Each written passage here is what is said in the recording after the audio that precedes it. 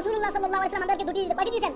দুটি ঈদ দিয়েছেন, একটা ঈদ উল ফিতর আর একটা ঈদ উল আযহা। দুটি ঈদ ইসলামী, তৃতীয় কোনো ঈদ ইসলামী নেই। কোথা থেকে আসলে सबको शुबारी है कि इस कायनात की तारीख में सबसे बड़ा अजीम दिन वो था जिसमें अल्लाह तबारक व तआला ने इस कायनात की हिदायत के लिए जनाब मोहम्मद रसूलुल्लाह सल्लल्लाहु अलैहि वसल्लम को मबऊस फरमाया।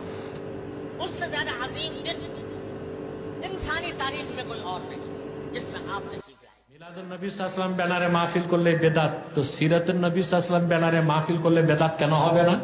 একটা হাদিস থেকে প্রমাণ দেন যে সাহাবায়ে কেরাম মানুষকে ডেকে সিরাতুন নবী সাল্লাল্লাহু আলাইহি ওয়াসাল্লাম এই কথা প্রচার করে মানুষকে একত্রিত করে আনুষ্ঠানিকভাবে মাহফিল করছেন, তো ওইটাও কি বেদাত হয় না? কথা বলেন।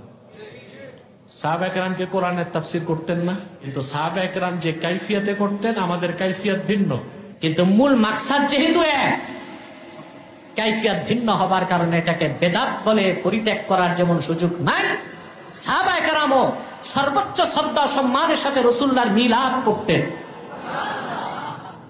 মূল মাকসাদ যেহেতু আমাদের সেটাই, বর্তমানে যে কাইফিয়াতে আমরা করি কাইফিয়াতের কারণে এটাকে বেদাত বলার কোনো সুযোগ নাই।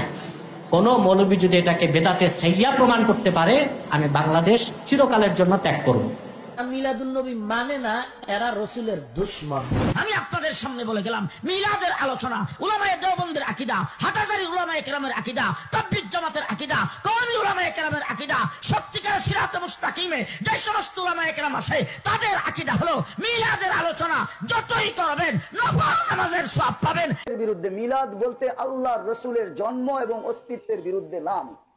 জন্ম না হইলে রসুল পাইতাম করতে। কমিটি যখন হয়েছিল ওই কমিটিতে তো নিজে দোয়া করলেন, ঈদে মিলাদুন নবী অমুক দিন ঘোষণা হলো, এটা অনুষ্ঠানের আপনি নিজে দোয়া করলেন, আবার আপনি বলেন ঈদে মিলাদুন নবী বলা জায়েজ নাই, তাহলে তো এক মুখে ডাবল কথা।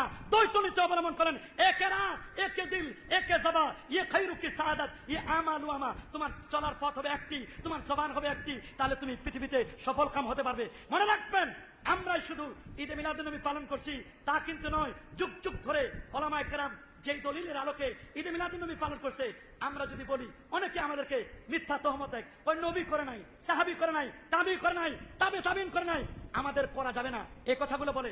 আমি বলবো, কেউ যদি না করে, কোরআন সুন্নাহর বিরোধী যদি না হয়, এই আমল করতে কোনো বাধা নাই।